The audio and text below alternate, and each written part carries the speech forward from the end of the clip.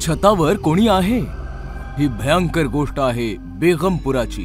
बेगमपुरा एक छोटंसं गाव होतं. गावामध्ये सरकारी बँकेची एक ब्रांच होती. सुधीर, बायको दिव्या आणि 7 वर्षांची मुलगी मायरा सोबत शहरातून बेगमपुराला शिफ्ट झाला होता. सुधीर बँक मॅनेजर होता. त्याची पोस्टिंग बेगमपुराला झाली होती. बँकेने सुधीरला एक जागा दिली जी फारच शांत ठिकाणी होती. पूर्ण घर पाहिल्यावर सुधीर, दिव्या आणि मायरा छतावर आले. किती छान मोकळी हवा आहे ना. हो ना, आणि टेरेस फारच मोठं आहे. इथे तू सगळे कपडे आरामात सुकवू शकतेस. आणि मी इथे खेळू सुद्धा शकते. मायराचं म्हणणं ऐकताच सुधीर आणि दिव्या हसू लागले. दुसऱ्या दिवशी सुधीर बँकेत निघून गेला आणि दिव्या घरातली कामं करू लागली.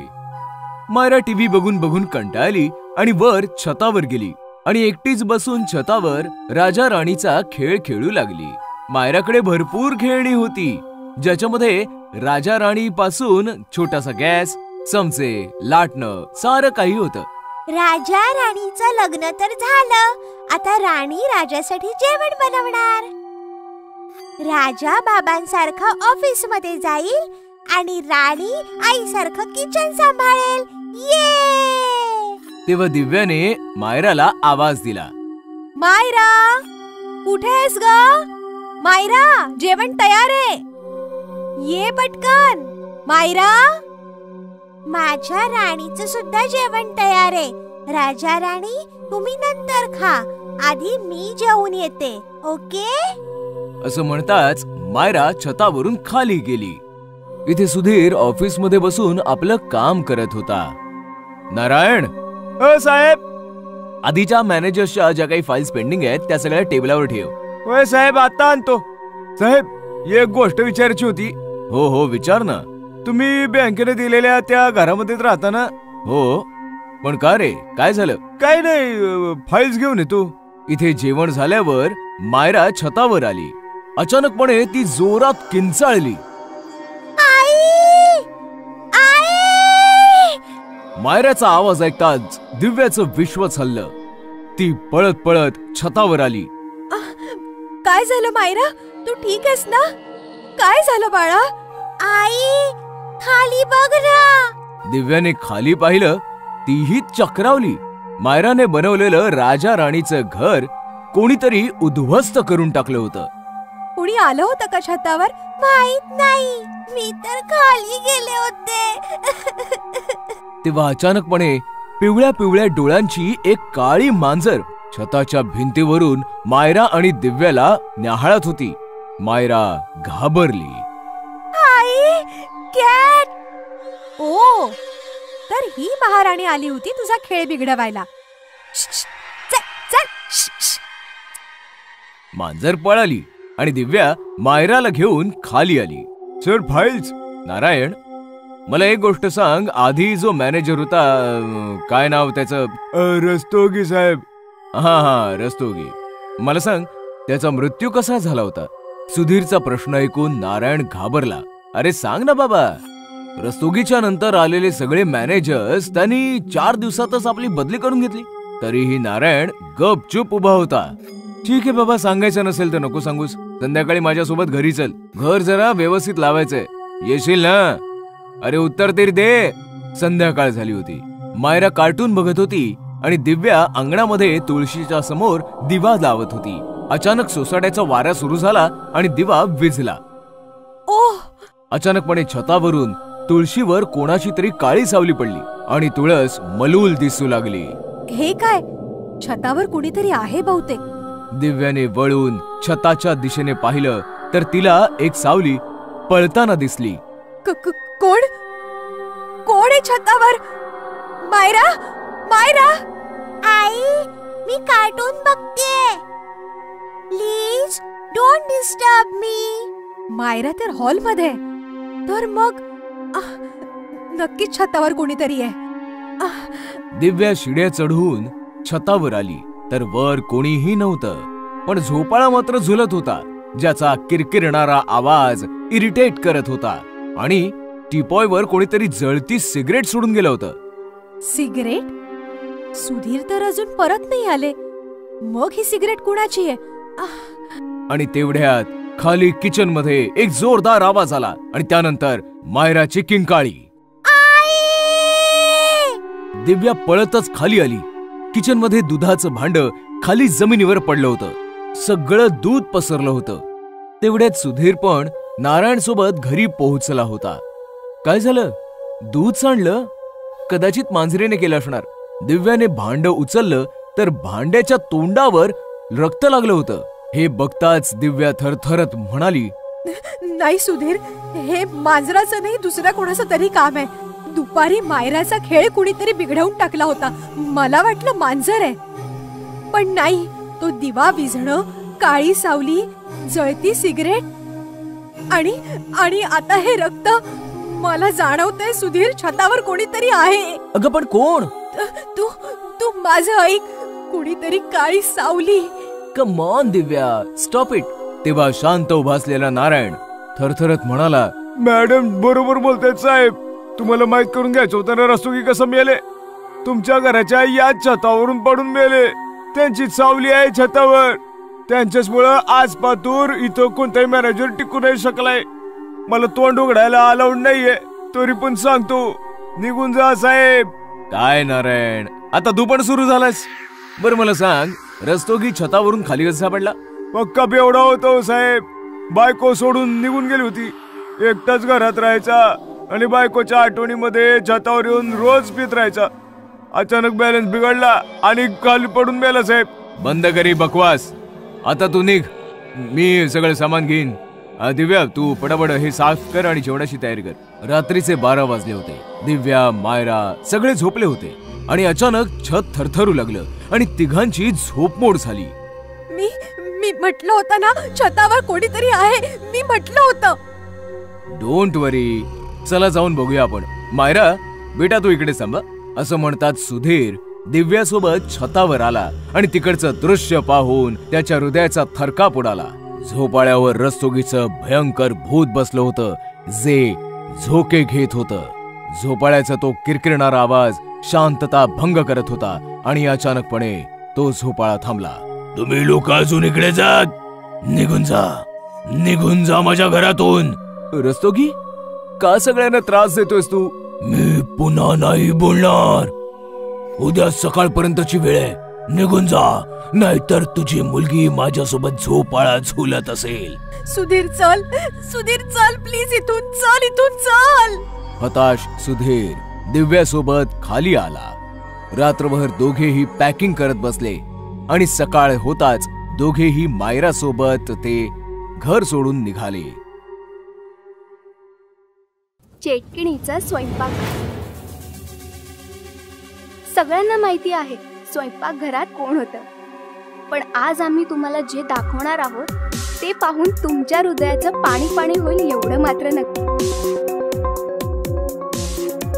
लोकांना हेच माहिती आहे की भोदी कुटुंबाच्या 2 सुना होत्या, आशी आणि गोपी.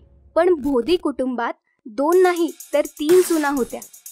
तिसरीचं नाव शकुंतला. कोकिळाताईंचा मुलगा रेहम मोदीची पहिली बायको होती शकुंतला.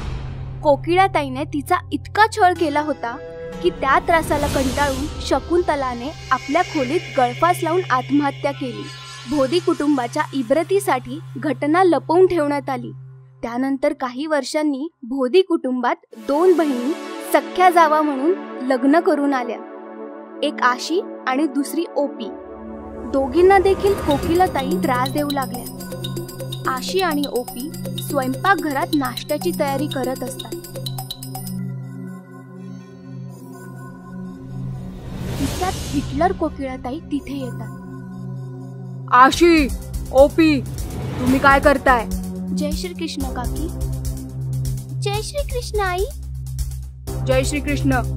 बहिरे आहात का दोघी? मी विचारलं काय करताय? काकी नाश्ता बनवत आहोत. ढोकळा बनवत आहोत. ढोकळा? तुला माहिती आहे ना, मला ढोकळा अजिबात आवडत नाही. मग तुम्ही सांगा आई, काय बनवू आम्ही? छोले भटुरे. ठीक आहे. मी बनवते. तोपर्यंत तुम्ही ज्यूस प्या. ओपी ग्लासमध्ये ज्यूस आणून कोकिळाताईंना देत असताना अचानक तिचा तोल जातो आणि ज्यूस कोकिळाताईच्या साडीवर सांडतो. कोकिळाताईला खूप राग येतो आणि ती रागाने ओपीच्या थोबाडीत मारते. मूर्ख मुली, काम करण्याची अक्कल नाही तुला. माझी साडी खराब केलीस. माफ करा आई, तुम्ही वॉशरूम मध्ये जा. तू पण चल माझ्यासोबत. मी कुकर मध्ये चणे शिजवायला लावून येते. कोकिळाताई बाथरूम मध्ये जाते. ओपी कुकर मध्ये चणे शिजवायला लावते आणि घाईत बाथरूम कडे निघते. हिटलर कुटची माझ्या फुलासारख्या बहिणीला मारते. हिला सोडणार नाही. तितक्यात आशीच्या आईचा फोन येतो आणि ती आईशी गप्पा मारायला बाहेर जाते. अचानक स्वयंपाकघरातील वातावरण बदलून जाते. जोर जोरात वारे वाहू लागतात. खिडक्यांचे दरवाजे जोर जोरात आदळू लागतात आणि रेहम मोदीची पहिली बायको शकुंतलाचे भूत स्वयंपाकघरात प्रकट होते. किती वर्ष झाली मी भटकत आहे. सूड घेण्याची इच्छा मला स्वस्थ बसू देत नाहीये. ओकीचा सूड उगवण्याची हीच चांगली वेळ आहे. कुकर मधून चणे काढून रिकामा कुकर गॅसवर चढवते, म्हणजे स्वयंपाकघरात स्फोट होईल. असं म्हणून शकुंतला कुकर मधून चणे काढून घेते आणि रिकामा कुकर गॅसवर चढवते आणि अदृश्य होते. कुकरचा प्रेशर वाढू लागतो. कुकरच्या शिट्ट्या जोर जोरात वाजू लागतात. शिट्ट्यांचा आवाज ऐकून कोकिळाताईला खूप राग येतो. एक काम धड करत नाही, सगळं मलाच पाहावं लागतं. कोकिळाताई स्वयंपाकघरात येते. कुकर उचलून हलवू लागते आणि तितक्यात कुकरचा स्फोट होतो. कोकिळाताई बेशुद्ध होऊन कोसळते. शकुंतलाचे भूत हा सर्व प्रकार पाहून हसू लागते. मज्जा आली. स्फोटचा आवाज ऐकून घरातील सगळे सदस्य धावतात. कोकिळाताईला उचलून तिच्या खोलीत आणतात. रेहम डॉक्टरला घेऊन येतो. डॉक्टर औषध देऊन निघून जातात. कोकिळाताईंना आराम करण्याचा सल्ला देऊन सगळे आपापल्या खोलीत निघून जातात. कोकिळाताई मात्र विचार करू लागतात. अखेर रिकामा कुकर गॅसवर कुणी ठेवला? ओपी सुनबाई चण्याचा कुकर लावून माझ्याकडे आली होती. मग स्वयंपाकघरात कोण होतं? आशी हे काम करू शकते. आज तर शक्य नाही, पण उद्या मी खरं काय ते सर्वांसमोर नक्की आणणार. हे ऐकून शकुंतलाचे भूत हसू लागते.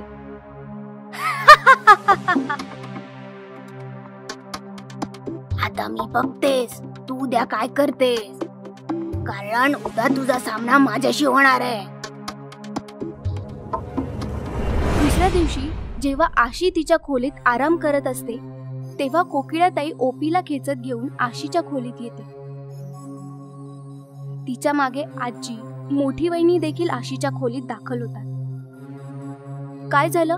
तुम्ही इथे सगळे कसे काय? ओपी काल माझ्या साडीवर ज्यूस सांडला होता. तेव्हा मी आंघोळ करायला बाथरूम मध्ये गेले. तू कुकर मध्ये चणे शिजवायला ठेवलेस आणि माझ्या मागे आलीस. तेव्हा स्वयंपाकघरात कोण होतं? मी होते? तू होतेस? कोण होतं? कोण होतं? तेवढ्यात शकुंतलाचं भूत ओपीच्या शरीरात प्रवेश करतं आणि म्हणतं, भूत होतं. काल स्वयंपाकघरात भूत होतं. माझं भूत, शकुंतलाचं भूत. हे ऐकून सगळेजण घाबरतात. शकुंतला, तू तर मेलीस ना? ओ मेले मी, पण तुला अद्दल घडवायला मी पुन्हा आली आहे. तू माझा खूप छळ केलास, पण मी दुसऱ्याला कोणाला त्रास होऊ देणार नाही. ओ, म्हणजे काल गॅसवर रिकामा कुकर तू ठेवला होतास मला त्रास देण्यासाठी? मग तुला काय वाटलं स्वयंपाकघरात राशी होती? अगं ती तर फोनवर तिच्या आईशी बोलत होती आणि याचाच फायदा घेतला मी. कुकर मधून चणे काढले आणि रिकामा कुकर गॅसवर ठेवला, फक्त तुला अद्दल घडवण्यासाठी.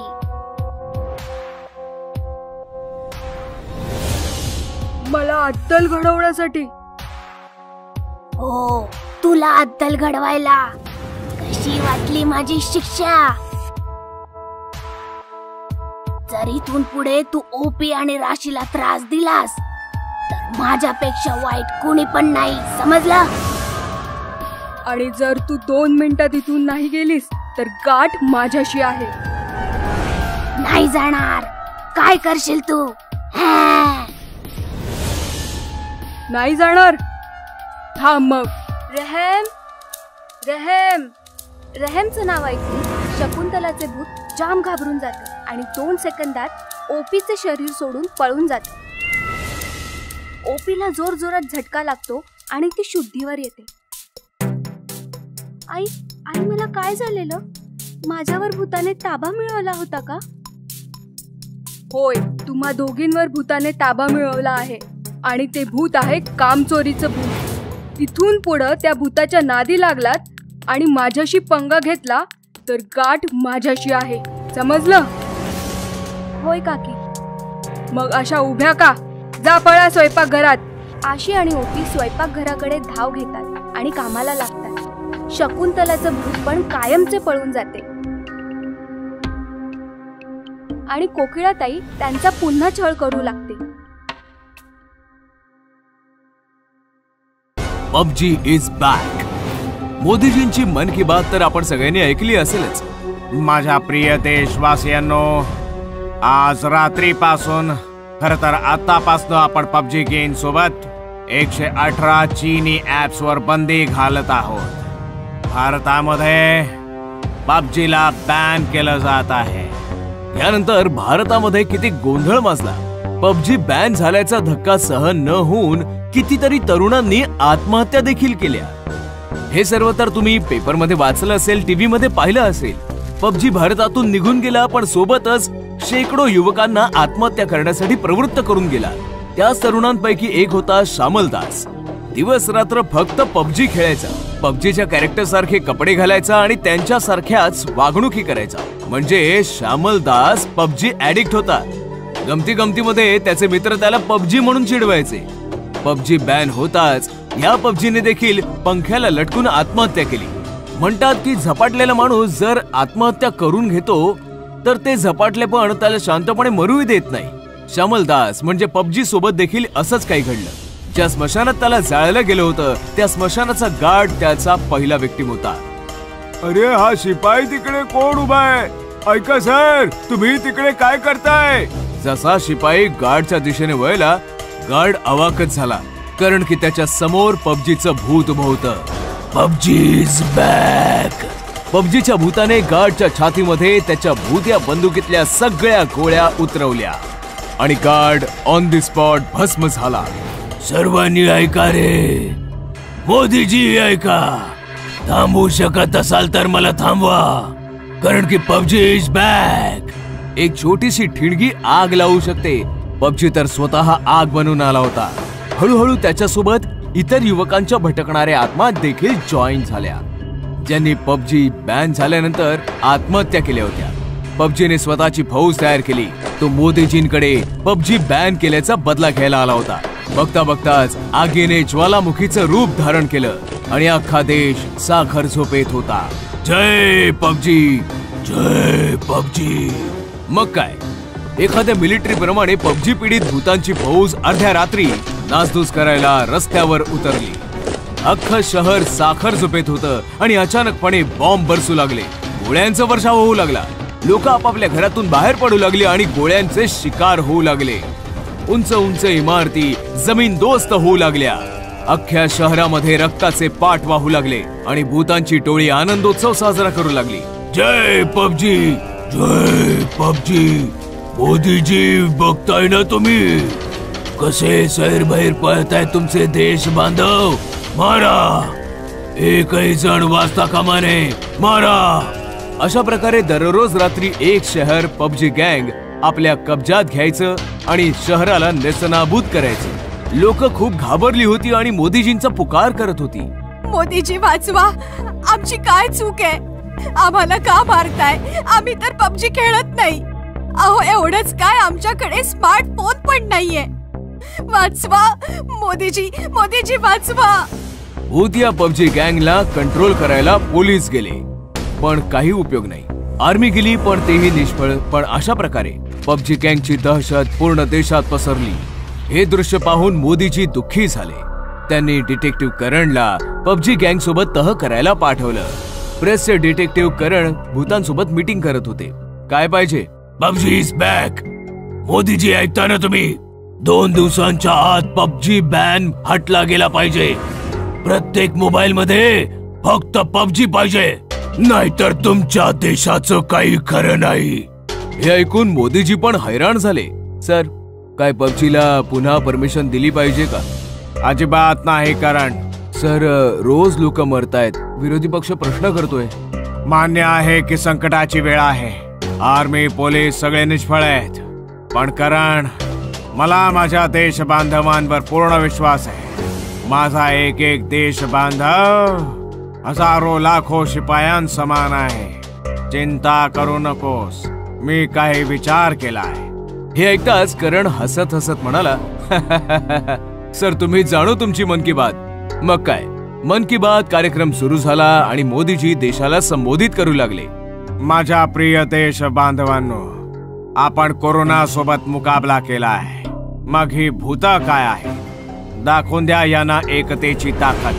लॉकडाऊन मध्ये घर बसल्या दिवे जाळायला सांगितले, तुम्ही मशाली जाळून रस्त्यावर उतरलात. मग आता का घरात बसला आहात? मशाली जाळा आणि जाळून टाका सगळ्या भूतांना. त्यांचा नारा आहे पबजी इज बॅक. आपला नारा असला पाहिजे पबजी गो बॅक. मोदीजींच्या भाषणामुळे अख्खा देश पेटून उठला आणि मशाली जाळून रस्त्यावर उतरला. लोकांची एकता बघून भूत चळाचळा कापू लागली. दूर राहा, दूर व्हा, जवळ येऊ नका. PUBG go back. भारत माता की जय. लोक भूतांच्या दिशेने चालू लागली आणि भूतांना मारू लागली. जळत्या मशालींनी भूतांना जाळू लागली आणि बघता बघता सगळी पबजी पीडित भूत जळली आणि जळून राख झाली. भारत माता की जय. अशा प्रकारे देशबांधवांनी एकता दाखवून देशाला संकटापासून वाचवलं आणि पबजीला कायमसाठी देशातून हद्दपार केलं. लॉकडाऊन मध्ये भूत. मार्च 2020 पासनं जे पहिलं लॉकडाऊन भारतात लागलं ते भलं कोण विसरू शकतं. मोठमोठ्या शहरांपासून छोट्यातले छोटी गावं आणि खेड्यांपर्यंत सर्व काही सुनसान होतं. सुनसान गल्ल्या, सुनसान रस्ते. एवढंच काय, बरीच घरं देखील सुनसान झाली. ही भीतीदायक गोष्ट आहे अशाच एका सुनसान घराची, ज्याच्यामध्ये एक मुलगी होती आणि अचानक तिचं आयुष्य सुनसान बनलं. गोष्ट आहे शहागंजची. अनुजा तिचे वडील आणि काकांसोबत राहायची. तिची आई या जगात नव्हती आणि काकी पण काकांना सोडून निघून गेली होती. घरात होते फक्त 3 लोक, अनुजा, तिचे बाबा आणि काका. काका आणि बाबा मिळून ज्वेलरीचा तगडा बिझनेस करायचे. शहरामध्ये त्यांचं लांब लचक दुकान होतं. अनुजा कॉलेज स्टुडंट होती. कोरोनाचा प्रादुर्भाव वाढत गेला आणि लॉकडाऊन करावं लागलं. सर्व घरामध्ये कैद झाले. अनुजा पण आता घरातच होती, पण तिचे बाबा आणि काका बिझनेस मध्ये तोटा इच्छित नव्हते. लॉकडाऊन मध्ये पण गोडाऊन मध्ये जाऊन चोरी छुप्याने काही कामगारांसोबत काम करू लागले. अनुजाने त्यांना बरंच समजावलं, पण दोघांनी अजिबात ऐकलं नाही. जे व्हायचं होतं तेच झालं. कोण्या मजुराच्या संपर्कात आल्याने दोघेही कोरोना पॉझिटिव्ह झाले आणि प्रशासनाने त्यांना आयसोलेशन वॉर्ड मध्ये पाठवलं. ॲम्ब्युलन्स आली आणि दोघांना घेऊन गेली. अनुजा बिचारी घरामध्ये एकटी अडकली. सगळं घर कसं सुनं झालंय आणि बाहेर सुद्धा कसं सुनं आहे. देव करो आणि काही वाईट प्रसंग न येऊ. आरडाओरडा केला तरी कोणी मदतीला येणार नाही. शांताबाई पण घरात कैद आहेत. त्या असत्या तर त्यांचा जरा आधार तरी वाटला असता. आता मी अख्खी रात्र एकटीने कशी काढू? आधी तर सगळं नॉर्मल होतं. जेवण जेवून दिवसा टीव्ही बघण्यामध्ये आणि रात्री फ्रेंड्स बरोबर चॅट करण्यामध्ये निघून जायचा. पण जसा दुसऱ्या दिवसाचा सूर्य उगवला, अरे बापरे, 12 वाजले आणि मी अजूनपर्यंत झोपून होते. पटकन फ्रेश होते आणि जेवण करते की तेवढ्यात अचानक डोरबेल वाजली. आता यावेळी कोण आलं असेल? दरवाजा उघडू की राहू दे? कोरोना पॉझिटिव्ह निघाला तर? कोणी लफंग तर आला नसेल संधीचा फायदा घ्यायला. डोरबेल वारंवार वाजत होती. अनुजाने विचार केला ती दरवाजा उघडणार नाही, पण तिच्याने राहवलं गेलं नाही. तिने की होल मधनं पाहिलं. बाहेर एक पोलीस उभा होता. अनुजाने पटकन दरवाजा उघडला. मॅडम, तुमच्या घराच्या समोरच माझी ड्युटी लागली आहे. तहान लागली आहे, पाणी पाहिजे जरा. हा, हे काय आहे? तुम्ही मास्क पण नाही लावलाय. तुम्ही जरा दूर उभे राहा. मॅडम, कडक उन्हात ड्युटी करतोय, आधीच घाम गळतोय. मास्क लावला तर गुदमारूनच मर जाऊ. डोंट वरी, आमची रोज टेस्टिंग होत असते. आम्ही पॉझिटिव्ह नाही आहोत. अनुजाने आतनं पाणी आणलं. पाणी प्यायल्यानंतर पोलीस निघून गेला. मग काय, रोज पोलीस येऊन डोरबेल वाजवायचा, रोज अनुजाकडनं पाणी मागून प्यायचा आणि मग निघून जायचा. एके दिवशी मात्र हद्द झाली. वारंवार बेल वाजत होती. अनुजाने सेफ्टीसाठी डोर होलमधनं बाहेर पाहिलं तर कोणी नव्हतं, तरीही डोर बेल वाजत होती. हे काय? पोलीस तर नाहीये. मग ही बेल? अनुजाने जसा दरवाजा उघडला, समोर तोच पोलीसवाला. ही काय थट्टा आहे? बेल वाजवता आणि लपून बसता. मी कुठे लपलोय? मी डोर होल मधून पाहिलं. तुम्ही दिसला नाही कुठे. एके दिवशी कंटाळून अनुजाने पोलीस हेल्पलाईनवर कॉल केला. हॅलो मॅम, शहागंज भेंडी बाजार गल्ली नंबर 17 मधून बोलते. माझ्या घरासमोर जे पोलीस ड्युटीवर आहेत त्यांच्या पाणी पिण्याची सोय का नाही करत तुम्ही? ही जनावरं नाही, माणसं आहे. भेंडी बाजारात एकही पोलीस मला ड्युटीवर नाहीये. अनुजाने खिडकीवरचा पडदा सारला. बाहेर एकही पोलीसवाला नव्हता. अनुजा गडबडून गेली. जर कंटेनमेंट झोन असल्यामुळे भेंडी बाजार पोलिसांसाठी सुद्धा वर्जित आहे, तर मग तो कोण आहे जो रोज पाणी प्यायला येतो? नक्कीच कोणीतरी लफंग आहे. आता तर हे दार बंदच राहील. दुसऱ्या दिवशी पण बेल वाजत होती, पण अनुजाने दरवाजा उघडला नाही. दुपारपासून संध्याकाळपर्यंत बेल वाजतच होती आणि अनुजाला राग आला. मला माहितीये की तू पोलीसवाला नाहीयेस. चालता हो इथून, नाही तर पोलीस कंप्लेंट करेन. बाहेर सीसीटीव्ही लावलेला आहे, लक्षात येतंय का तुझ्या?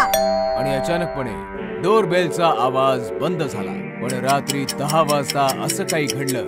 जेवण जेवून अनुजा जशी बेडरूम मध्ये आली, तिने पाहिलं की बेडवर कोणीतरी आहे. कोण आहेस तू आणि आत कसा आलास? जसा तो अनुजाच्या दिशेने वळला, अनुजाचा थरकाप उडाला. तोच पोलीस होता, पण जिवंत नाही, मेलेल्या भयंकर भूताच्या रूपात. अनुजा इकडे तिकडे पळू लागली. दरवाजे उघडू लागली, पण सर्व दरवाजे बाहेरून बंद होते. अनुजा ओरडू लागली, पण लॉकडाऊन मध्ये तिचा आवाज भला कोण ऐकणार?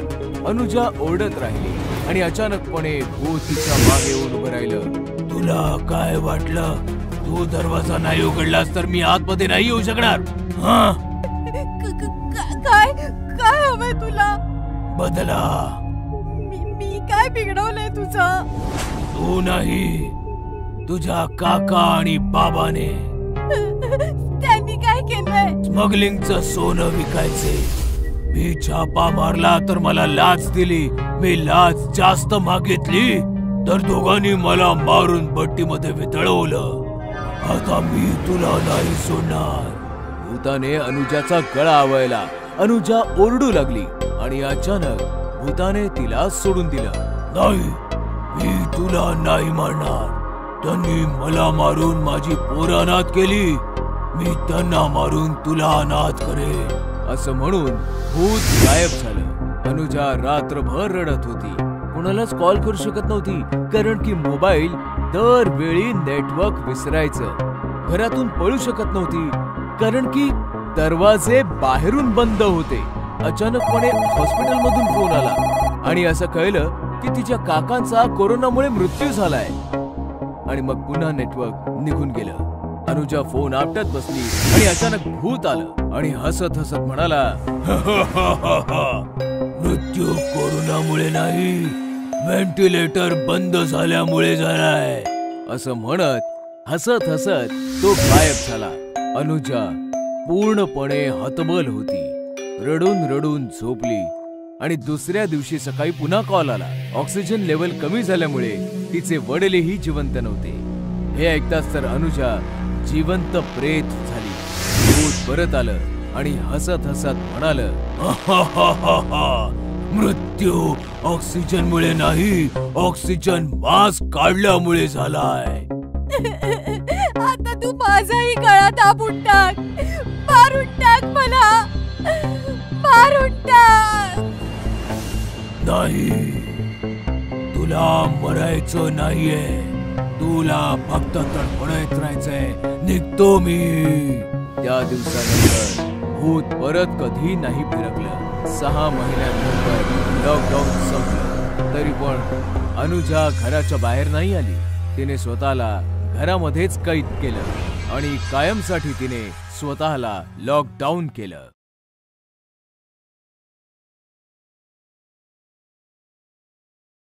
देवाशिष त्याची बायको जेनी सोबत US मध्ये राहायचा. त्याचे आई वडील नव्हते, फक्त आजोबा होते जे पुण्यामध्ये राहायचे. देवाशिष वर्षातनं एकदा जेनीला घेऊन आजोबांना भेटायला यायचा. एके दिवशी देवाशिषला इंडियातनं कॉल आला आणि देवाशिष लगेच जेनी सोबत इंडियात आला. दोघेही पुण्याला आजोबांकडे पोहोचले तर दरवाजात लोकांची खूप गर्दी होती. पोलीसही होते. मृत्यू 15 दिवसांपूर्वीच झालाय. एकटेच होते ना, त्यामुळे कोणाचं लक्ष नाही गेलं. वास येऊ लागला तेव्हा शेजाऱ्यांनी कंप्लेंट केली. देवाशिष आणि जेनी आतमध्ये आले आणि प्रेताला बिलगून रडू लागले.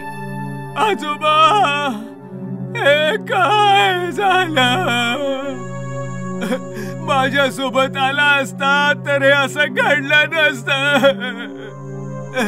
काय इथे राहण्याचा हट्ट केला तुम्ही का? देवाशिष आणि जेनीने आजोबांचे अंतिम संस्कार केले आणि काही दिवस इंडियामध्ये राहायचा निर्णय घेतला. आजोबा तर नाही राहिलेत. आता त्यांची ही प्रॉपर्टी विकून आपण कायमचे अमेरिकेला निघून जाऊ. हो, जसं तुला योग्य वाटेल. जेनी आणि देवाशिष आजोबांच्या घरी राहू लागले.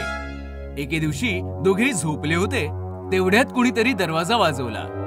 देवाशिषने दरवाजा उघडला तर भाजीवाली उभी होती. साहेब, भाजी घ्या ना, ताजी ताजी आहे भाजी. सॉरी, नकोय मला.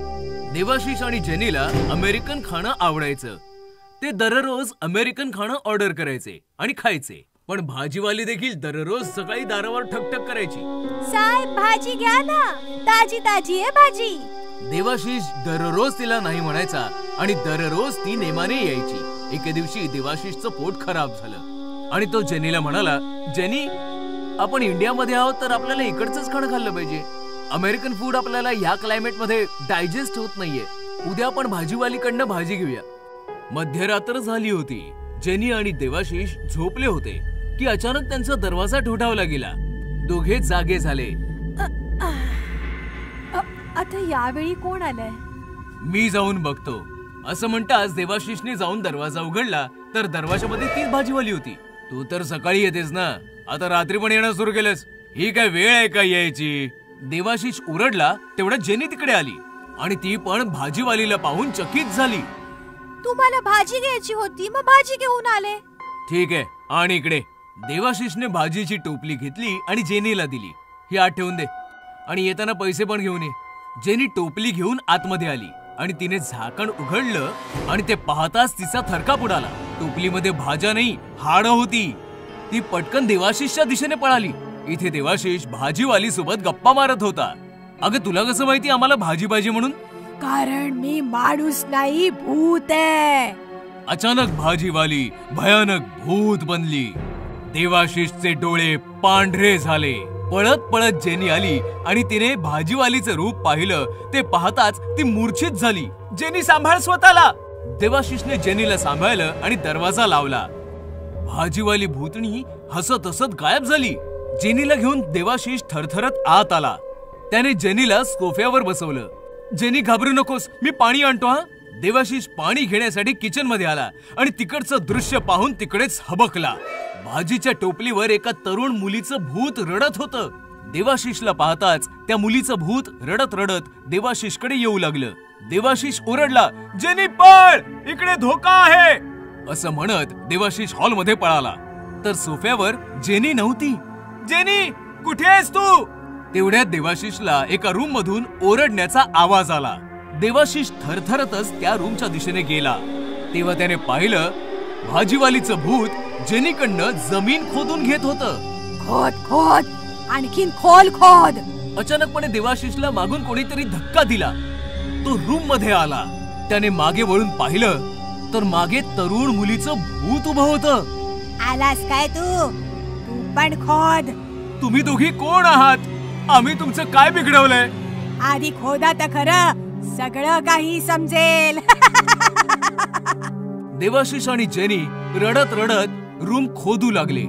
खोलवर खोदल्यानंतर 2 सापळे बाहेर आले. ते सापळे पाहिल्यावर दोघेही घाबरले. हे सापळे कोणाचे आहेत? इकडे कसे आले? हा सापळा माझा आहे आणि हा सापळा माझ्या मुलीचा. आम्ही मेलेलो. आम्हाला मारून इथे पुरून टाकलं. मारून टाकलं होतं तुझ्या आजोबांनी. खोटं. हे सगळं खोटं आहे. खोटं वाटत असेल तर माझ्या या मुलीला विचार, जी रडत बसलीये. माझी मुलगी तुझ्या आजोबांकडे भाजी विकायला आली होती. तेव्हा त्याने तिच्या बरोबर जबरदस्ती केली आणि मी जेव्हा तिला वाचवायला आले तेव्हा त्याने माझ्या सोबत पण जबरदस्ती केली आणि आम्हाला मारून इथे पुरून टाकलं.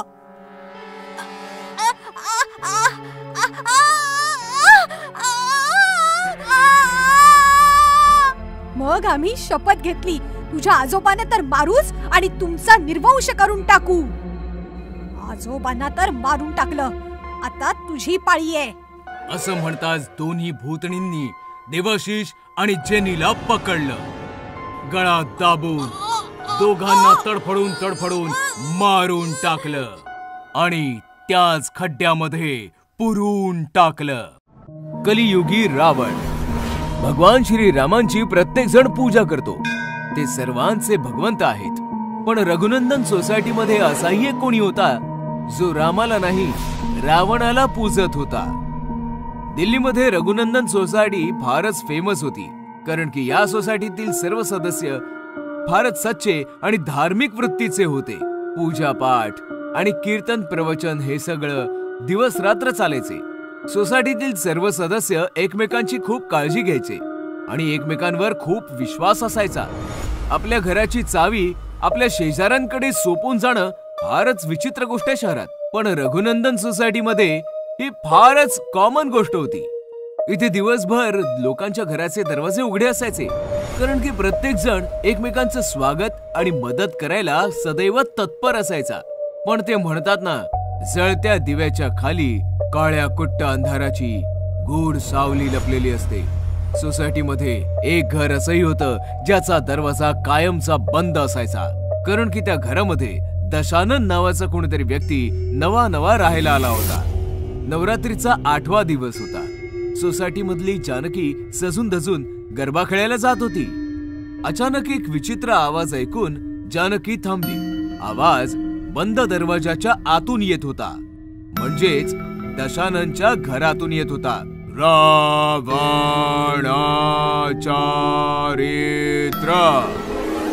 भुजंगदशाय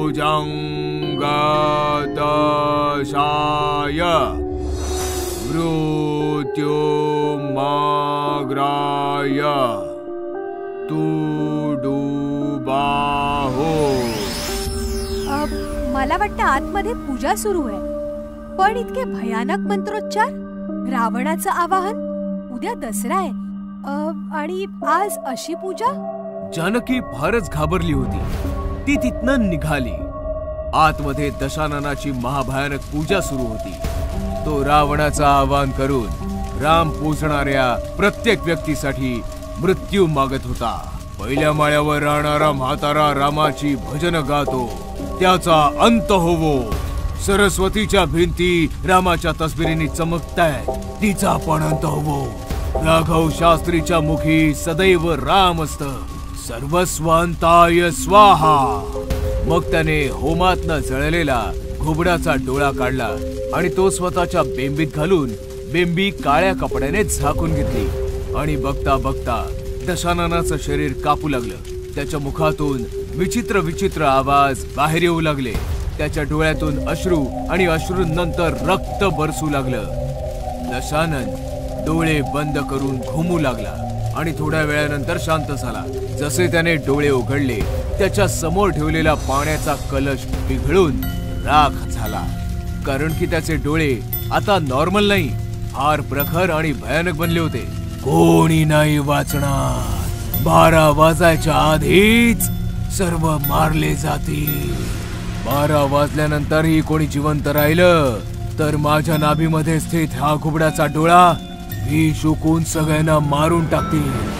रात्रीच्या 10 वाजता जानकी तिच्या घरी जाण्यासाठी दशाननाच्या घराच्या बाहेरून चालली होती. तेव्हा तिने पाहिलं दशानन घराच्या बाहेर कोणाशी तरी फोनवर बोलत आहे. हॅलो सर, माझं म्हणणं आहे का? सर, पूजा आहे घरामध्ये, उत्सवाचे दिवस आहेत. मी नक्की दिवस रात्र एक करून प्रोजेक्ट कंप्लीट करेन उद्या. प्लीज आज काही बोलू नका. ऐका ना. दशाननच्या कॉलचा फायदा उचलून जानकी त्याच्या घरामध्ये घुसली. माहिती करून घेतल्याशिवाय गप्प नाही बसणार की आत काय कारस्थान चाललंय. जशी ती आतमध्ये एका रूम मध्ये पोहोचली, आतलं दृश्य बघून तिचा थरकाप उडाला.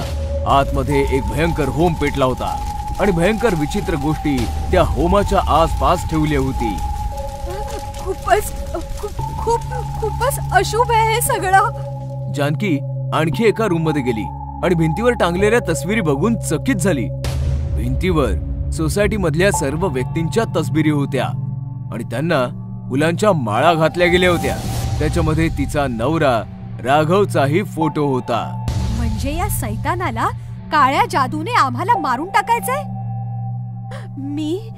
मी असं मुळीच नाही होऊ देणार, कधीच नाही होऊ देणार.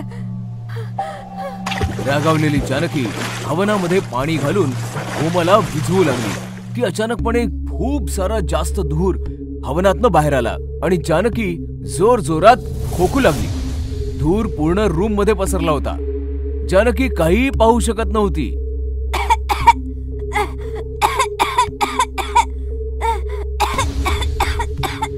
थोड्या वेळानंतर धूर कमी झाला आणि तिने समोर पाहिलं तर तिचा राग भीतीमध्ये परिवर्तित झाला, कारण की तिच्या समोर दशानन फार भयानक परिस्थितीमध्ये हसत होता. जानकी घरी नाही पोहोचली म्हणून तिचा चिंतातूर पती राघव सरस्वतीच्या घरी जाऊन विचारपूस करू लागला. जानकी 10 वाजताच निघाली भाऊ. आता 11 वाजले आहेत. कुठे गेली असेल काय माहित. हा, आठवलं. एक गोष्ट होती जी जानकीने सांगितली होती. कदाचित जानकी तिथेच गेली असेल. सरस्वतीने राघवला सगळं काही सांगितलं आणि राघव पळत पळत दशाननच्या घरासमोर उभा राहिला. आतून तेलाच्या जळण्याचा वास येतोय, म्हणजे आतमध्ये पूजा चालू असणार. तेव्हा राघवला जानकीच्या ओरडण्याचा आवाज आला आणि राघव घाबरला. सरस्वती सोसायटीतील सर्व सदस्यांना घेऊन राघवच्या जवळ आली. तू बरोबर बोलत होतीस, जानकी आतमध्येच आहे. काय करायचं? तेव्हा एक म्हातारा माणूस ओरडत म्हणाला, अरे रामच वली, रामच शक्तिशाली, मग या दुष्टाला काय घाबरायचं. आणि मग अचानक जानकी ओरडली, गिरधारी काका, गिरधारी काका, तुमचा आवाज ऐकून हा कमजोर पडतोय. मी ठीक आहे. हा खूप भयानक आहे. सगळ्यांना मारून टाकायचा कट रचतोय. तुम्ही माझी चिंता सोडा आणि भजन गा. हा काही नाही करू शकणार. गिरधारी अंकल, तुम्ही भजन गा. हे ऐकताच दशाननने जानकीला एक जोरदार कानाखाली मारली आणि जानकी बेशुद्ध होऊन खाली पडली. कोणी नाही वाचणार, फक्त अर्धा तास बाकी आहे. मी तुम्हा सर्वांना मारून टाकेन. दशानन होम करायला बसला. इथे म्हाताऱ्या गिरधारीने श्रीरामांची भजनं गायली आणि बाकी सदस्यांनी त्यांची साथ दिली. भजनामुळे आतमध्ये दशानन विचलित होऊ लागला आणि त्याचा होम पण विझू लागला. सर्वजण जोर जोरात भजन गात होते आणि दशानन होम करण्याचा प्रयत्न करत होता. भजन ऐकून तो स्वतःचे मंत्र विसरत होता. लोक भजन गातच होते आणि 12 वाजले. जसे 12 वाजले, दशानन आपली नाभी पकडून जोरात ओरडला, कारण की त्याच्या नाभीत असलेल्या घुबडाच्या डोळ्याने विष उघडायला सुरुवात केली होती. दशानन तडफडू लागला आणि थोड्याच वेळात तडफडून होमात पडला आणि जळून भस्म झाला. जानकीला शुद्ध आली. तिने दरवाजा उघडला आणि मग ती राघवच्या गळ्यात पडली. राघव, दसऱ्याच्या सर्वांना शुभेच्छा. रावण दहन झालेलं आहे. बोला प्रभू श्री रामचंद्र की जय. आजीच्या घरी भूत. उन्हाळ्याच्या सुट्ट्या लागल्या होत्या. कौशिक आणि टीना त्यांच्या मावस भाऊ बहीण लिली आणि मयूर सोबत ट्रेनने त्यांच्या आजोळी विलासपूरला चालले होते. चौघेही विलासपूरला त्यांच्या आजी आजोबांच्या घरी पोहोचले. आजी आजोबांचं घर म्हणजे खूप जुना एक लांब लचक वाडा होता. वाड्यामध्ये फक्त आजी आजोबाच राहायचे. त्यांची दोन्ही मुलं फॉरेनला शिफ्ट झाली होती. चौघही भाऊ बहीण पोहोचताच आजी आजोबांना मिठी मारतात. अरे आलात माझ्या पिल्लांनो. अरे तुमच्या येण्यामुळे या सुन्या सुन्या भाड्यात जान आलीये. बाळांनो, अंग पाय धुवून फ्रेश व्हा जरा. आजीने तुमच्यासाठी गरमागरम जेवण बनवलंय. म्हणजे तुम्ही अजून कोणी नोकर नाही ठेवलाय? आई समजावून समजावून थकून गेलीये तुम्हाला. यावर आजी आजोबा किंवा कोणीच काही उत्तर नाही दिलं. सर्वांनी हात पाय धुवून जेवण जेवून घेतलं आणि मग चौघं प्रत्येकाच्या रूम मध्ये जाऊन झोपले. पण लिलीला मात्र झोप येत नव्हती. तिला अख्खं घर फिरून पाहायचं होतं. झोप येत नाहीये. सगळा वाडा फिरून येते. सगळे तर झोपलेत. डिस्टर्ब करायला कोणीच येणार नाही. लिली बेडरूम मधनं निघून चालू लागली. तेव्हा आजी आजोबांच्या बेडरूम मधनं कुरबुरीचा आवाज ऐकू यायला लागला. लिली लपून ऐकू लागली. नाही, मुलांना अजिबात सांगायचं नाहीये, ती घाबरून जातील. अहो पण पण काही नाही, मी जरा बाहेरून फिरून येतो. लिली घाबरली आणि आजोबांच्या बाहेर यायच्या आधीच मागच्या दिशेने पळू लागली, जेणेकरून आजोबांनी तिला पाहू नये. पळता पळता ती फारच दूर पोहोचली की अचानक कोणीतरी तिला एका रूम मध्ये खेचून घेतलं आणि मग दरवाजा बंद झाला. रूम मध्ये फारच अंधार होता आणि एक शिडी उभी होती जी वर एका दुसऱ्या मजल्यावर जायची. कोण आहे? कोणी खेचलं मला आतमध्ये? टीना, मयूर, मला माहितीये ही मस्ती तुम्हीच करू शकता. तेव्हा अचानकपणे लिलीच्या पाठीवर कोणीतरी हात ठेवला. लिलीने मागे वळून पाहिलं तर तिचा थरकाप उडाला. एक भयंकर भूत उभं होतं आणि हसत होतं. लिली बेटा, ये माझ्याकडे ये. भूत भूत भूत. भूत लिलीच्या दिशेने पुढे येऊ लागलं. लिली जोरात ओरडली आणि तिने तिचे दोन्ही डोळे बंद केले. Lily, what happened? तू इकडे काय करतेस? लिलीने डोळे उघडले तर समोर कौशिक, मयूर आणि टीना होते. लिलीने कौशिकला मिठी मारली आणि रडू लागली. कौशिक, इकडे भयानक भूत आहे. लिली, कम ऑन, भूत वगैरे काही नसतं. नक्कीच तुला भ्रम झाला असेल. तेव्हा अचानकपणे टीना जोरात किंचाळली. काय झालं? टीनाने शिडीच्या दिशेने इशारा केला. शिडीवर तेच भूत बसलं होतं. भूत बघून सगळ्यांची अवस्था बिकट झाली. मुलांनो, ओळखलं मला? मी तुमच्या सोबत खेळायचो, तुम्हाला झोपाळ्याला झोके द्यायचो. बघ बघ, तोच आहे, तोच आहे. या माझ्याकडे.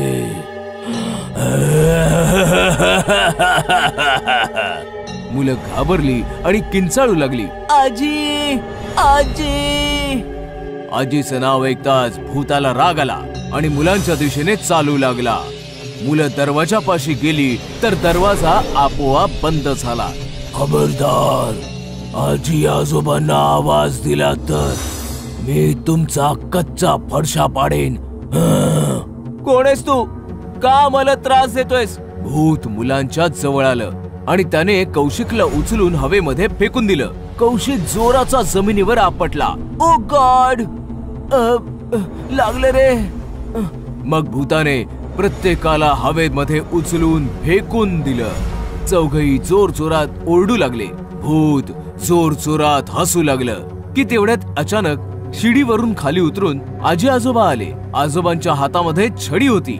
आजी आजोबांना पाहिल्यानंतर लहान मुलांच्या जीवामध्ये जीव आला आणि भूत आजोबांची छडी पाहून घाबरून गेलं.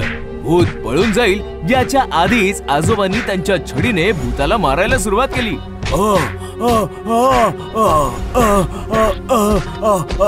मालक मालक मला माफ करा. माफ करा. नटवर, माझ्या मुलांना त्रास देतोस? हे घे, हे घे. आणखी मारा त्याला, आणखी मारा त्याला. आजोबांनी भूताला खूप मारलं आणि भूत खूप घायाळ झालं. चल पळ. पुन्हा मुलांना त्रास दिलास ना तर लक्षात ठेव. आजोबांच्या तावडीतून सुटल्यावर भूत अचानकपणे गायब झालं. बाळांनो, तुम्ही ठीक तर आहात ना? आम्ही ठीक आहोत आजी. पण हे कोण होतं? आजीने आजोबांकडे पाहिलं. सांग त्यांना, आता सांगितल्याशिवाय गत्यंतर नाही. आधी आम्ही तुम्हाला नाही सांगितलं कारण तुम्ही घाबरला असतात. ते भूत आमच्या जुन्या नोकराचं नटवरच आहे, जो 20 वर्षांपूर्वीच मेला होता. काय? हे नाव तर पहिल्यांदाच ऐकतोय. हो, तेव्हा तुम्ही सगळे खूप लहान होतात. तेव्हा ना नटवरच तुमची देखभाल करायचा. पण एक दिवस त्याचा मृत्यू झाला आणि त्यानंतर आम्ही ठरवलं की आम्ही पुन्हा इथे नोकर ठेवणार नाही. नटवर कसा मेला हे फक्त आम्हा दोघांना माहितीये. कसा मेला होता तो? एका रात्रीची गोष्ट आहे. नटवर रात्री घरात चोरी करून पळून चालला होता. त्यात कुत्रे ओरडायला लागले आणि आजोबांना जाग आली. नटवर आजोबांना खूप घाबरायचा. पळून जाता आलं नाही म्हणून तो पुन्हा घरात आला. पायऱ्यांवरून तो पळत होता. अचानक पाय घसरून तो पडला आणि त्यातच तो मेला. तेव्हापासून त्याचं भूत या वाड्यात फिरतय. बरं झालं आजोबांनी त्याला धडा शिकवला. आता तो परत तर नाही येणार ना? परत तर तो नक्कीच येईल, फक्त तुम्हाला मात्र त्रास नाही देणार. हे ऐकताच मुलं चिंतेमध्ये गडली. पण आजोबांच्या छडीने कमाल केली होती. त्या दिवसानंतर नटवरचं भूत त्या वाड्यामध्ये कधीच दिसलं नाही. आंधळी हडळ. एका छोट्या शहरामध्ये एक मंदिर होतं. मंदिरासमोर एक आंधळी म्हातारी भिकारी राहायची. मंदिरात येणारी जाणारी माणसं त्या भिकारणीसमोर सिक्के टाकायचे. पण ती आंधळी म्हातारी नव्हती, तर एक हडळ होती. आंधळी हडळ दिवसभर मंदिराच्या समोर आंधळी भिकारीण म्हणून बसायची आणि रात्री ती भयानक हडळ बनायची.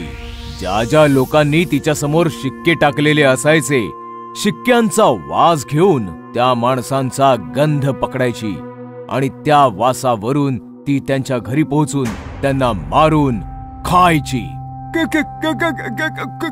कोण आहेस तू? हडळ आहे. सुवासिनींच्या बांगड्या तोडते, पुरुषांना कच्च खाऊन टाकते.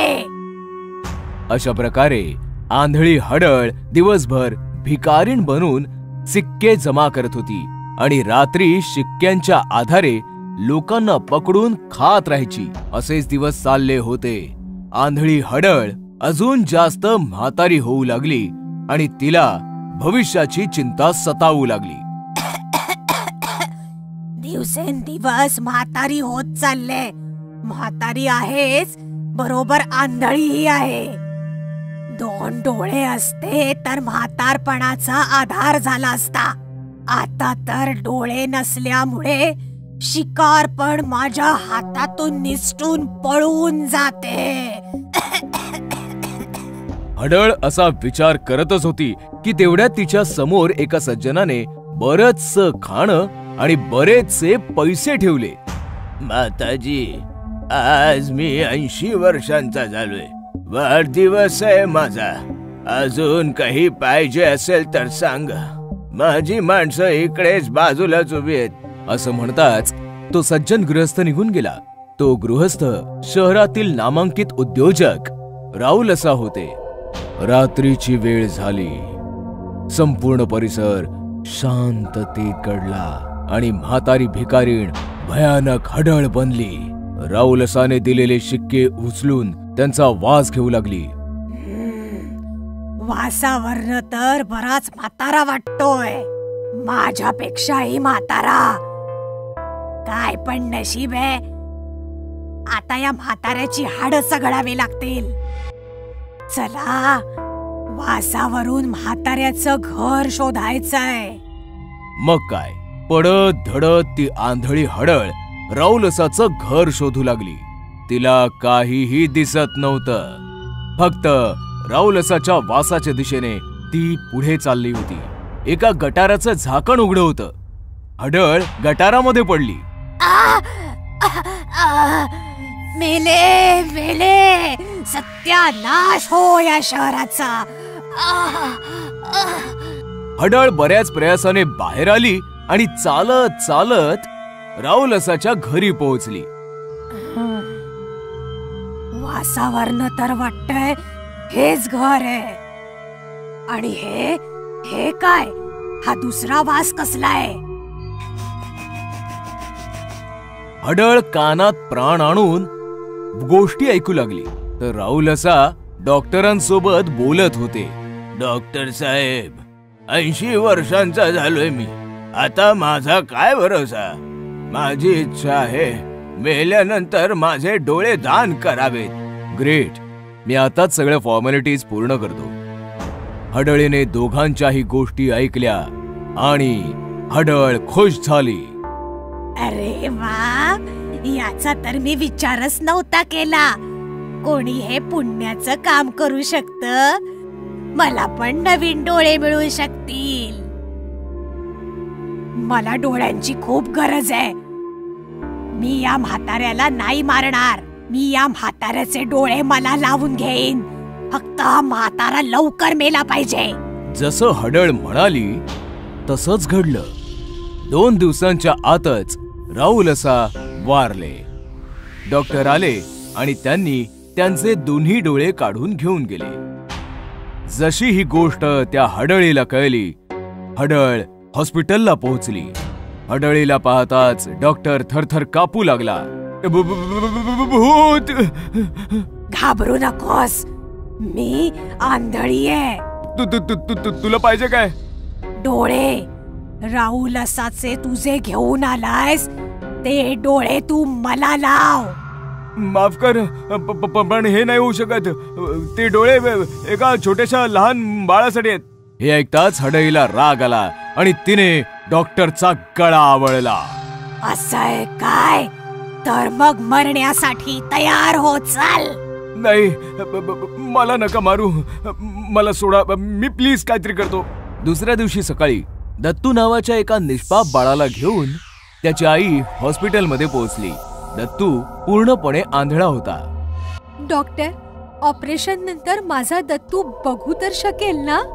माफ करा मिस मेहरा, हे ऑपरेशन नाही होऊ शकणार. हे काय बोलताय तुम्ही? डॉक्टरांनी हडळीची पूर्ण कहाणी तिला सांगितली तेव्हा दत्तूची आई म्हणाली, जर असं असेल तर ठीक आहे. मी सुद्धा काली मातेची भक्त आहे. मी पण बघते की ती हडळ जिंकते की एक आई. काहीही झालं तरी दत्तूचं ऑपरेशन नक्कीच होणार. मग काय, दत्तूची आई एका तांत्रिकाला घेऊन आली. तांत्रिकाला बघून डॉक्टर म्हणाले, ती फारच भयंकर हडळ आहे. हा तांत्रिक काय करणार आहे? पॉझिटिव्ह विचार कर बाळा. मातेची विभूती आणलीये. ती हडळ आंधळी आहे. फायदा उचल. डोळ्यांच्या ऐवजी ही विभूती टाक. ती भस्म होईल. हे घे. मग काय, जशी ती हडळ हॉस्पिटलमध्ये आली, तांत्रिक आणि इतर लोक लपून बसली. डॉक्टर, डॉक्टर, तू रेडी आहेस ना? तू रेडी आहेस ना डॉक्टर? हो हो, तुम्ही झोपा ना. हडळ झोपली आणि डॉक्टरांनी अगदी तसंच केलं जसं तांत्रिकाने सांगितलं होतं. त्याने हडळीच्या दोन्ही डोळ्यांच्या ऐवजी मातेची विभूती टाकली. हडळ ओरडू लागली आणि जळू लागली. हे काय आहे? ही काय फसवणूक झालीये माझी? तेव्हाच तांत्रिक पुढे येऊन म्हणाला, मग तू लोकांसोबत काय करत होतीस? भिकारी बनून त्यांना मारून त्यांना खायचीस? करावे तसे भरावे. हे ऐकताच हडळ रागाने लालबुंद झाली आणि ओरडली, पण सोबतच ती जळतही होती. आगीच्या ज्वाळा वाढत गेल्या आणि थोड्याच वेळामध्ये आंधळी हडळ जळून भस्म झाली. टीव्ही शो शूटिंग ही भयानक आणि सत्य घटना मुंबईची आहे. मुंबई फिल्म आणि टीव्ही इंडस्ट्रीचं माहेरघर आहे. इकडे दररोज शेकडो फिल्म्स आणि सिरियल्सचं शूटिंग चालतं. रोज हजारो ऍक्टर्स काम मागण्यासाठी रस्त्यांवर येतात. कुणाचं करिअर घडतं तर कुणाचं आयुष्य बर्बाद होतं. शनाया पण अशीच एक ऍक्ट्रेस होती जिने मुंबईमध्ये राहून खूप मेहनत केली आणि आज ती टीव्ही इंडस्ट्रीची क्वीन आहे. आज परिस्थिती अशी आहे, शनाया जर शो मध्ये नसेल तर शोचा TRP वाढतच नाही. म्हणूनच तर काम देण्यासाठी शनायाच्या घरासमोर प्रोड्युसरची लाईन लागलेली असते. लाईन तर लागणारच होती, कारण की शनाया खूपच सुंदर होती आणि सोबतच टॅलेंटेड देखील. सुरुवातीला तिला खूप त्रास झाला, पण नंतर जेव्हा तिला ग्रँड सक्सेस मिळालं तिने त्याला सगळं काही दिलं. सक्सेसमुळे ती फारच घमेंडखोर झाली होती. आता एवढ्या सक्सेस नंतर घमेंड तर बनतेच ना. शनाया ज्या सेटवर गेली त्या सेटवर तिच्या घमेंडखोरीचे किस्से नाही सांगितले गेले असं शक्यच नाही. स्पॉट स्पॉट चहा घेऊन ये. आता आणतो मॅडम. स्पॉटने चहा बनवला आणि चहामध्ये 2 चमचे साखर मिसळू लागला. तेवढ्यात स्पॉट इन्चार्ज आला. हा चहा शनाया मॅडमचा आहे ना? हो, काय झालं? फेकून टाकेला. आत्ताच्या आत्ता फेक आणि दुसरा चहा बनव. पण झालं काय? मी सांगतोय ना, फेक. शूटिंग बंद करायचंय काय? स्वतःचा चेहरा जाळून घ्यायचाय काय? शनाया मॅडमच्या चहामध्ये फक्त अर्धा चमचा साखर जाते, कळलं? स्पॉटने पटकन चहा फेकला आणि दुसरा चहा बनवून त्याच्यामध्ये फक्त अर्धा चमचा साखर घातली. मॅडम एवढ्या रागीट आहेत? तू नवीन आहेस अजून. ही गोष्ट 2 वर्षापूर्वीची आहे. कुठल्या तरी प्रोडक्शनची एक सिरियल चालली होती. शूटिंग होल्ड करा, मला चहा प्यायचा आहे. आता आणतो मॅडम. स्पॉट चहा घेऊन आला आणि शनाया चहा पिऊ लागली. पहिला सिप घेतल्यानंतर चहाने भरलेला कप तिने स्पॉटच्या चेहऱ्यावर फेकला. स्पॉटचा चेहरा जळाला. चहात साखरेची अख्खी गोण ओतलीस का इडियट? कळत नाही का? चहात फक्त अर्धा चमचा साखर घालायची असते. जाड झाले ना तर सासूचे रोल करावे लागतील मला. चल निघ इथून. तोंड नको दाखवस पुन्हा मला. बिचाऱ्याचा चेहरा जळून गेला असेल.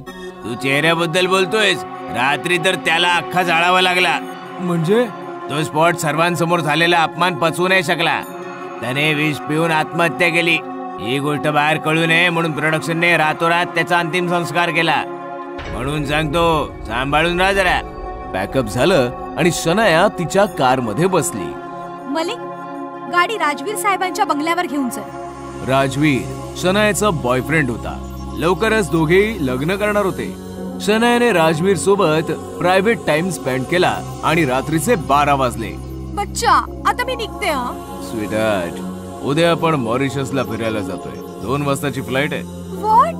बेबी सांगायला पाहिजे ना, उद्या शूटिंग आहे. एपिसोड्सची बँक पण नाहीये जास्त. मी कशी येऊ शकते? ते आता तू बघ. जायचं तर फायनल आहे. ठीक आहे, मी आज रात्री इथेच थांबते. सकाळी 4 वाजताची शिफ्ट लावून 12 वाजेपर्यंत शूटिंग करेन आणि मग आपण दोघं निघूया. ओके? मग काय, शनायाने प्रोड्युसरला फोन करून सांगितलं आणि ती रात्रभर राजवीर कडेच होती. सकाळी 4ची शिफ्ट होती. शनाया सेटवर पोहोचली तर कोणीच पोहोचलं नव्हतं. सांगितलं होतं मी 12 वाजता पॅकअप करायचंय, तरी कोणी नाही आलंय. येऊ दे सगळ्यांना, मग बघते. तेवढ्यात एक नवीन स्पॉट मेकअप रूम मध्ये आला. मॅडम, तुमच्यासाठी काही आणू? नवीन जॉईन झालायस? हो, नाव आहे बिरजू.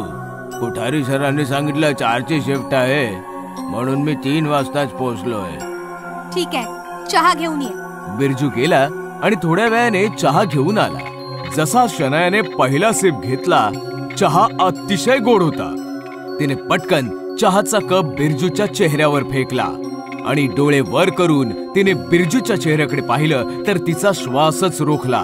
बिरजूचा चेहराच नाही, त्याचं अख्खं शरीर जळलेलं होतं. त्याचं अख्खं शरीर हिरवं आणि निळ्या रंगाचं होतं. बिरजू माणूस नाही, एक भयानक भूत होता.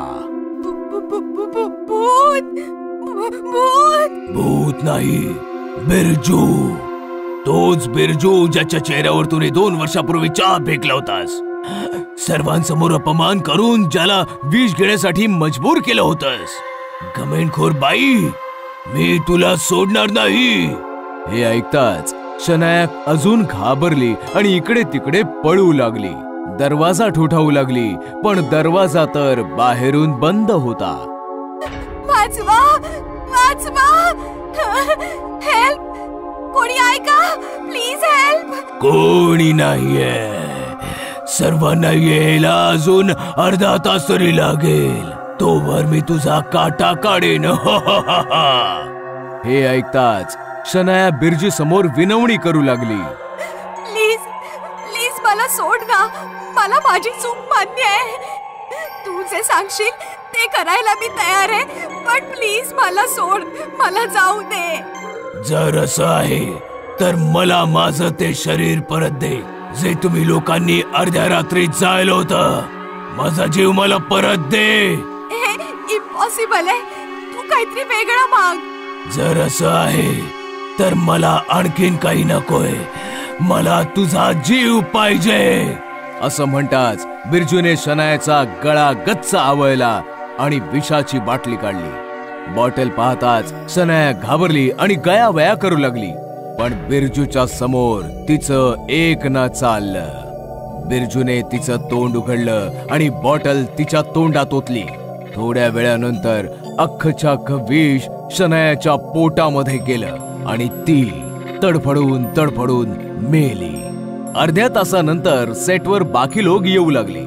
डिरेक्टर स्क्रिप्ट समजवायला जसा शनायाच्या रूम मध्ये गेला, शनायाचा देह विषामुळे हिरवा निळा पडला होता.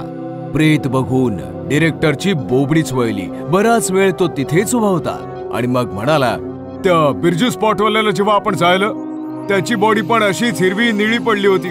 आता मॅडमची बॉडी पण तशीच, म्हणजे. तेव्हा बिरजूच्या भूताने मागून येऊन डिरेक्टरचा गळा आवळला. म्हणजे बिरजू इज बॅक. आता बिरजू कोणालाच नाही सोडणार. ज्याने ज्याने बिरजूला स्मशानात पाठवलं त्या सगळ्यांना बिरजू सोडणार नाही.